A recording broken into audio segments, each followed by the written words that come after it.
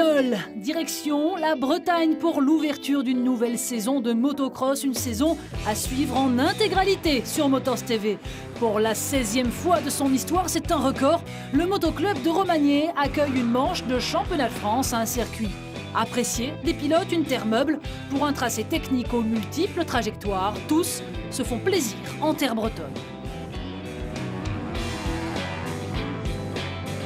Et cette année encore, le public a répondu présent comme toujours en Bretagne, et ce dès le samedi. Un changement de formule a rééquilibré le week-end.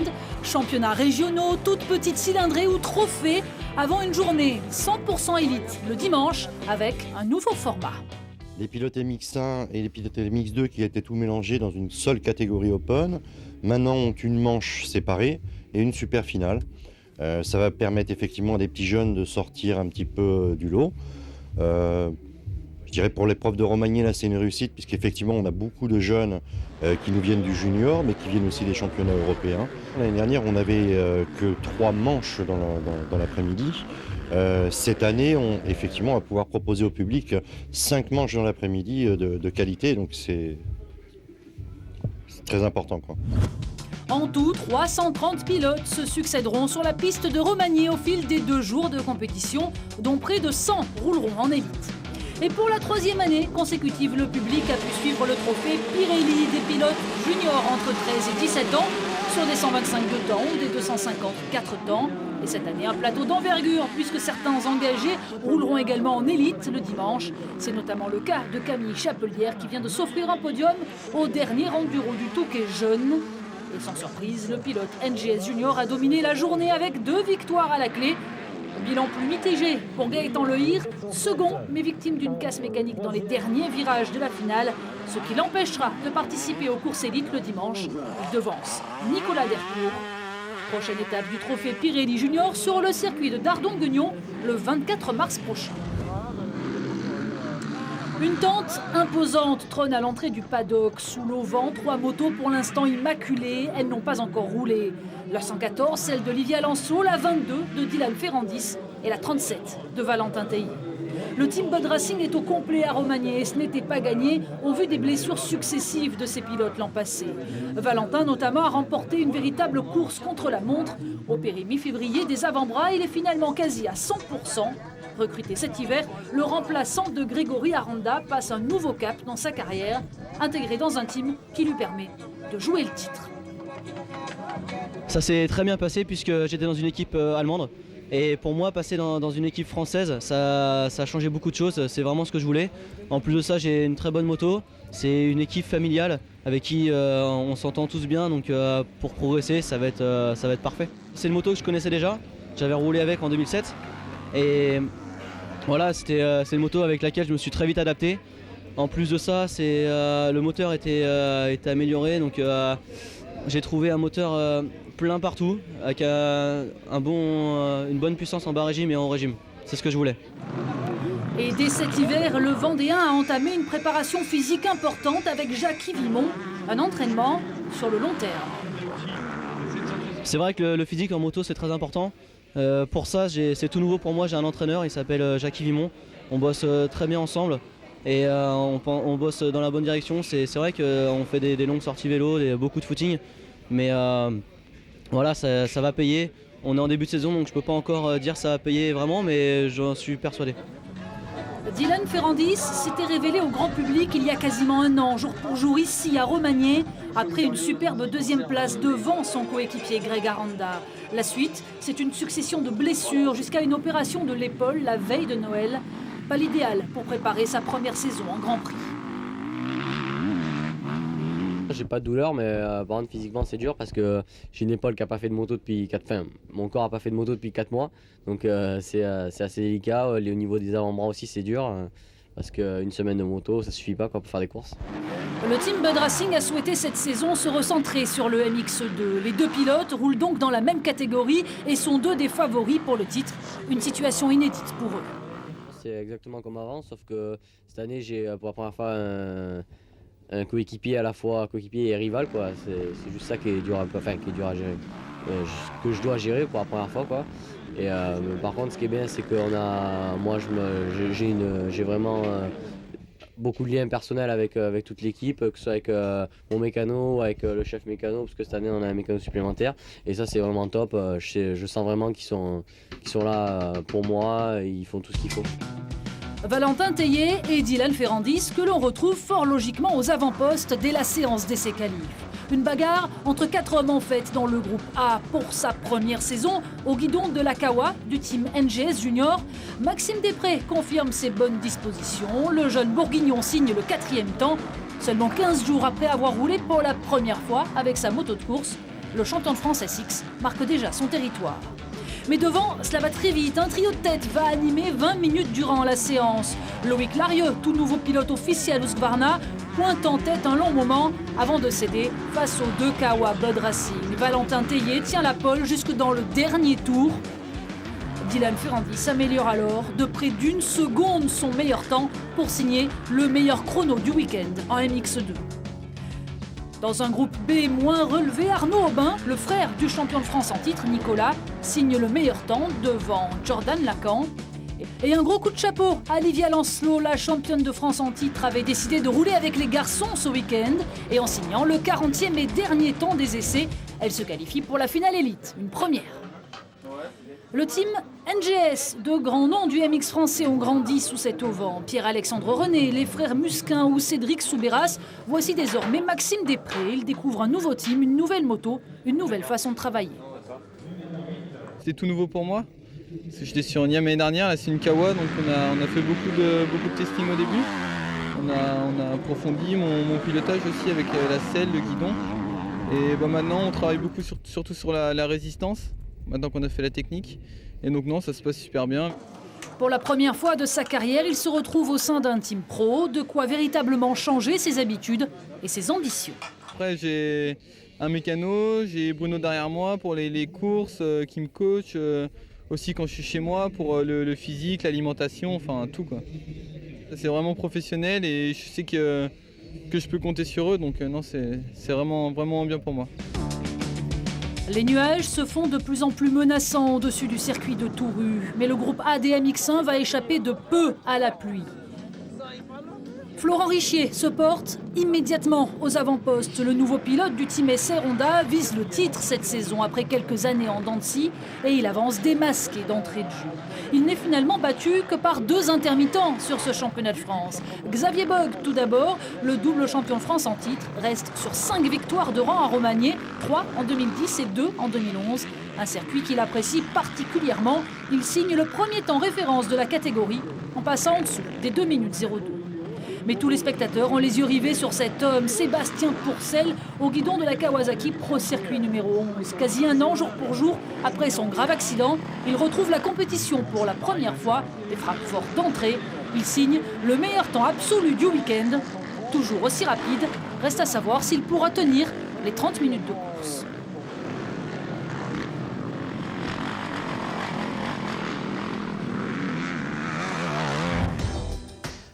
Autre blessé convalescent, le vice-champion de France, Grégory Aranda. Il s'est cassé le pied après une violente chute à l'entraînement. Bilan, 2 mois sans moto et des douleurs toujours vives aujourd'hui. J'ai l'impression de jamais être à mon niveau puisque j'ai tout le temps des petits pépins. Donc voilà, je vais essayer de reprendre tranquillement et d'arriver à 100% en mi-avril là, puisque je suis quand même en manque de roulage, puisque j'ai roulé un petit peu avant Valence, mais à Valence mon pied il a gonflé et j'ai pas pu rouler la semaine d'après, donc j'ai roulé que jeudi là, cette semaine. Et voilà, j'essaie d'y aller petit à petit, de faire la rééducation pour mon pied en même temps, faire du physique en même temps, donc c'est pas facile, mais bon, je pense que d'ici mi-avril ça devrait commencer à être pas trop mal.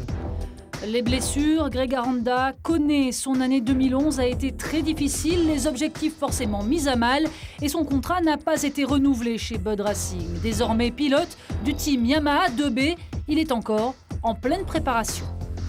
Moi je sais dans l'état de forme où je suis suis vraiment pas à 100% puisque j'arrive pas à serrer la moto et à me mettre sur la pointe du pied, donc voilà, après je sais que ça roule vite devant aussi et voilà, je vais essayer de sauver les meubles un petit peu jusqu'à ce que mon pied soit à 100% Je sais que voilà, ça va parler, les gens vont dire il est pas à son niveau, machin et tout, il devrait être devant, mais bon, moi je sais que je suis pas à 100%, donc voilà. Jusqu'alors, Greg Aranda n'avait roulé que sur Kawa. Il doit désormais apprendre à connaître la Yamaha. Sa blessure lui a bien sûr fait perdre beaucoup de temps, mais il devrait être fin prêt pour les Grands Prix. Pour l'instant ça va, j'ai fait beaucoup de SX avec, et puis j'avais trouvé un bon compromis. Donc maintenant on rattaque le motocross, j'ai des bases, mais après voilà, j'ai pas eu le temps de faire beaucoup de testing, donc voilà, je pense qu'au fil de la saison on va encore progresser, et puis ça devrait bien se passer. La pluie finit par s'abattre, violente au départ du groupe B. En quelques minutes, la terre est gavée d'eau, les pilotes recouverts de boue. Impossible dès lors de comparer les deux groupes au niveau chrono. Pas forcément la reprise idéale pour Grégory Aranda, et les conditions n'arrangent rien. En serrant les dents, il signe le 3e temps. Il laisse devant lui un rival sérieux pour le titre national, Cédric Soubeyras, le seul représentant du team Honda HDI à Romagné. Le Vauclusien assure l'essentiel et s'adjuge le 2e temps. Difficile effectivement d'aller chercher le grand Gauthier Paulin. Passé cet hiver en 450, le pilote Kawa impressionne son monde avec son pilotage spectaculaire. Il signe d'entrée le meilleur temps et ne sera jamais inquiété.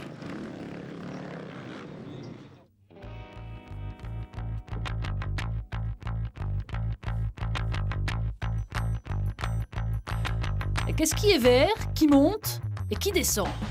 Une Kawasaki à Romagné au guidon, Gauthier Paulin, Xavier Bogue et Seb Pourcel, rien que ça. Et le public breton est privilégié. Paulin et Bogue ne remettront plus les pieds sur le championnat de France. Seb Pourcel, lui, réserve encore sa décision. Le team KRT a donc fait le déplacement au grand complet. Un team désormais 100% français après le départ cet hiver de Jonathan Barragan et l'arrivée de Gauthier Paulin. Le Varois, vainqueur à l'applaudimètre ce week-end pour l'une de ses rares apparitions sur le championnat de France. C'est magnifique, je veux dire, ça me met la chair de poule à chaque fois que je passe, de voir toutes ces personnes. Ce matin, il pleuvait et le public était là devant le haut-vent et c'est vrai que c'est grâce à eux que je suis là aussi. C'est pour ça qu'il y a un championnat du monde, c'est pour ça qu'il y a des pilotes de haut niveau et c'est vrai que de me faire acclamer comme ça, tout le monde qui applaudit, tout le monde qui crie, non, c'est extraordinaire. Paulin a surtout pris une nouvelle dimension l'an passé à Saint-Jean-d'Angély lors du MX des Nations. 4e du championnat du monde MX2 l'an passé, il a décidé d'anticiper son passage en MX1. Et le voici avec Steven Frossard, candidat déclaré au titre de champion du monde. Je me sentais bien aussi en MX2, je me faisais vraiment plaisir. MX1, c'est vrai que pour moi c'est plus plaisant à rouler, c'est plus le timing, c'est plus... J'approprie plus ce style de pilotage et non, c'est vrai que la machine, surtout la 4,5 KXF, c'est vraiment un régal. Je me sens vraiment bien, j'ai tout. Après, de me faire plaisir, quand je me fais plaisir, j'ai quand même une bonne vitesse, donc on verra, c'est à la fin du bal qu'on paye les musiciens, on verra à la fin de l'année ce que ça va donner. Xavier Bogue, lui, a dû renoncer la mort dans l'âme à défendre son double titre de champion de France. Kawasaki préfère le faire rouler en Allemagne, un championnat qu'il connaît bien également. Romagné sert donc de préparation aux courses, de préparation pour le mondial. C'est sûr que je suis un peu déçu de ne pas pouvoir défendre mon titre. Après, nous, notre objectif, c'est vraiment le mondial et on va se consacrer à fond là-dessus. Et voilà, c'est vraiment notre objectif principal cette année. Un peu plus loin dans les travées du paddock, un stand bien plus modeste, une tente, une moto floquée du numéro 11, le team CP377, comprenez, le team de Christophe et Sébastien Pourcel. Christophe ne roulera pas sur le France, mais son frère, lui, est à Romagné. C'est son grand retour à la compétition après son grave accident l'an passé. 12 mois, terriblement difficiles.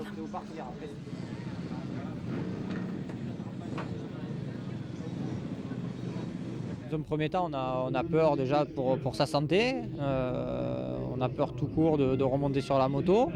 Après, on reprend confiance. Mon dos, ça allait de mieux en mieux. Donc après, il a fallu se rééduquer. Et puis voilà, pour apprendre à marcher. Parce que bon, avec un corset, ça me tenait. Quand j'avais plus le corset, après, c'est pas évident. Donc voilà, des douleurs aussi. Aujourd'hui, je suis dans un état physique qui est acceptable, mais qui n'est pas encore au top niveau. Donc c'est pour ça qu'on vient ici pour avoir un premier aperçu, s'entraîner derrière. On sait qu'il y a du boulot sur moi, sur la moto, et ça va s'améliorer. Donc c'est pour ça qu'il faut faire une course au moins pour voir, et puis voilà. La pluie ne refroidit pas le public. Les spectateurs se massent au plus près des pilotes dans le paddock. Arnaud Aubin, lui, a préféré s'abriter sous la tente de l'un de ses sponsors, Eric Serre. Et la galette saucisse envahit peu à peu Romagny.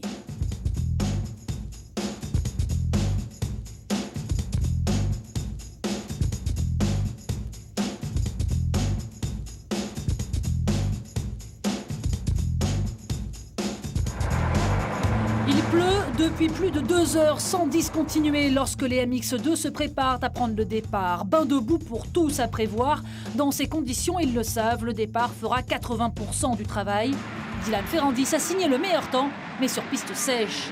La meute est lâchée à 14h30 et le all shot est pour Loïc Larieux, mais le pilote Husqvarna est dépassé par Ferrandis à l'accélération. Valentin Tellier est 3e. Pas de surprise au départ de cette première finale de la saison, à part l'envol raté de Maxime Després. Après un demi-tour seulement, les pilotes sont maculés debout. Seul Ferrandis, désormais bien installé en tête, échappe au marasme. Valentin Tellier doit même abandonner ses lunettes après 2 virages seulement. La course va être longue. Enfin, pas pour tout le monde. Livia Lancelot doit renoncer à sa finale élite dès le premier tour. Percutée, légèrement touchée au genou, elle préfère abandonner. Le quatuor de tête reste figé un long moment. Ferrandis, Larieux, Tellier, Arnaud Aubin. Valentin Tellier qui finit tout de même par dépasser Loïc Larieux aux 2 tiers de la course. Il reste 2 tours à parcourir. Cela fait déjà 30 minutes que les pilotes se battent contre la boue. Et Dylan Ferrandis perd le combat. Il chute à 2 reprises, casse son embrayage et cale dans un virage. Le temps de repartir, il est 4e, la moto endommagée, la victoire envolée. Il terminera finalement 6e. Et c'est son coéquipier Valentin Tellier qui remporte sa toute première course élite. Loïc Larieux est 2e à près de 30 secondes. Julien Libert, lui, profite de l'abandon dans l'avant-dernier tour d'Arnaud Aubin pour s'emparer de la 3e place. Je suis vraiment content puisque, comme j'ai dit tout à l'heure au podium, je me suis fait opérer des avant-bras maintenant il y a 8 jours. Et je suis vraiment content puisque je devais pas rouler. Voilà, je suis là, malgré les conditions, je gagne. Et c'est le principal, je suis vraiment content. Je remercie mon mécano Nénès qui a fait du très bon travail et toute mon équipe, Kawasaki, Bonne Racing. Le plateau MX1 est digne d'un grand prix. Gauthier Paulin, Xavier Bogue, Seb Porcel, Grégory Aranda, Florent Richier, du très haut niveau. Laers s'abaisse et Cédric Soubeyras grille la priorité à tous les cadors du mondial. All shot pour le champion d'Europe SX. Il est talonné par Florent Richier et Xavier Bogue, comme souvent auteur d'un très bon départ. Ce n'est pas le cas, en revanche, de Gauthier Paulin, Seb Porcel ou Grégory Aranda. Tous englués dans le peloton, ils entament une véritable course-poursuite. Xavier Bogue, entre-temps, a dépassé Soubeyras et Florent Richier. Il s'échappe en tête, seul au monde. Sébastien Pourcel, lui, se ferait un passage dans le trafic pour revenir petit à petit, mais il chute et tord son guidon. Il pourra continuer, mais ne peut plus tenir le rythme des leaders. Grégory Aranda, lui aussi, a du mal. Son pied lui fait très mal. Il parvient à limiter la casse. 7e. À mi-course, un pilote finit par sortir du lot. Gauthier Paulin aligne les tours chrono. S'il fait quelques petites erreurs, son pilotage reste spectaculaire et séduisant. Il dépasse 1 à 1 ses adversaires et revient sur Xavier Bogue, gêné par les retardataires et notamment par Seb Porcel. Dans l'avant-dernier tour, il porte son attaque et dépose littéralement Xavier Bogue. Paulin s'impose devant son coéquipier et Cédric Soubeyras. Chez KRT, l'un sourit et l'autre pas.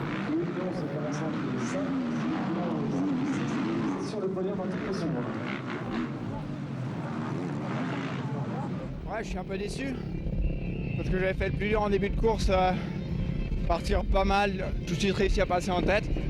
Après, c'était vraiment dur avec les retardataires, notamment un ancien ami, un ancien coéquipier qui fout sa merde et c'est un peu dommage. C'est vrai que j'aime bien ces conditions, j'aime le sec aussi, mais la boue ça me réussit pas mal. Aujourd'hui c'était vraiment difficile.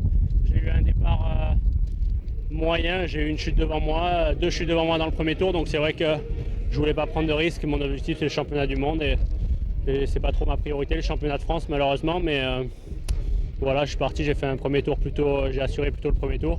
Puis après, dès que je me suis retrouvé deuxième, j'ai mis un petit peu de rythme. J'arrive à gagner cette première manche du championnat élite, donc c'est super. Entre les deux courses, un contre-la-montre dans le paddock. Les mécanos de Seb Pourcel s'activent autour de la machine, bien endommagée après sa chute. Ils termineront les réparations in extremis, alors que tous les autres pilotes sont déjà en train de préparer la grille. Seb Pourcel est encore au paddock, mais il pourra prendre le départ. La super finale, la grande nouveauté de cette saison en MX France. Les 20 meilleurs pilotes MX1, les 20 meilleurs MX2, les petites cylindrées qui se placeront les premières sur la grille pour équilibrer un peu les débats. Le soleil franc est de retour, les conditions sont idéales. Excentré à l'extérieur de la piste, Xavier Bogue, sans doute toujours un petit peu énervé, est le plus incisif à la sortie de la grille. Il s'offre le hole shot et s'échappe immédiatement en tête. Il est suivi par les deux pilotes Bud Racing, Valentin Tellier et Dylan Ferrandis, qui ont parfaitement profité de leur bon placement. Mais Ferrandis chute et devra se contenter finalement de la 8e place. La très mauvaise opération est pour Seb Pourcel. Il est pris dans un accrochage dès le deuxième virage et repart avant-dernier. De quoi avoir des regrets, car il sera le seul à tenir les mêmes chronos que Xavier Bogue. Mais à prendre trop de risques, il chute à plusieurs reprises et termine 10e. Bis repetita également pour Gauthier Paulin, à nouveau englué au cœur du peloton. Il part en chasse, mais cette fois, trop de petites erreurs. Il remonte en 2e position, mais n'arrivera jamais à rattraper Xavier Bogue. Le jour de son 24e anniversaire, l'Alsacien l'emporte comme en 2010, comme en 2011. C'est d'ailleurs un nouveau doublé pour le team KRT. Paulin termine 2e. Très belle performance de Valentin Tellier, 3e. Et meilleur MX2. C'est vrai que ça fait 3 ans que je viens en MX1, 3 ans que je gagne. Bon, cette année, il y avait Gauthier qui était là, il y avait vraiment même d'autres pilotes, Souberas, Richier qui roulaient bien. Mais j'ai réussi à gagner et je suis vraiment très ravi. Je pars pas mal, mais bon, il me manque faut que je parte devant. Et puis après, j'ai fait une chute derrière Florent Richier. Et c'est vrai qu'après, je n'étais pas trop satisfait de la manière dont je roulais, mais bon. Encore une fois, c'est une course de plus avant le mondial et ça nous a fait progresser. En MX1, le classement est bien sûr dominé par Bogue et Paulin qui ne rouleront plus en championnat de France. C'est donc Florent Richier et Cédric Souberas qui font la bonne opération. Handicapé tout le week-end par son pied douloureux, Grégory Aranda limite les dégâts. Le MX2 est dominé par Valentin Tellier devant Dylan Ferrandis et Loïc Larieux. Maxime Després est 4e, gros regret pour Arnaud Aubin. Et les courses se suivent et se ressemblent pour Xavier Bogue, champion de France en titre, qui repart de Romagné avec la plaque rouge de leader du championnat. De quoi nourrir encore plus de regrets de ne plus les revoir sur les circuits cette saison.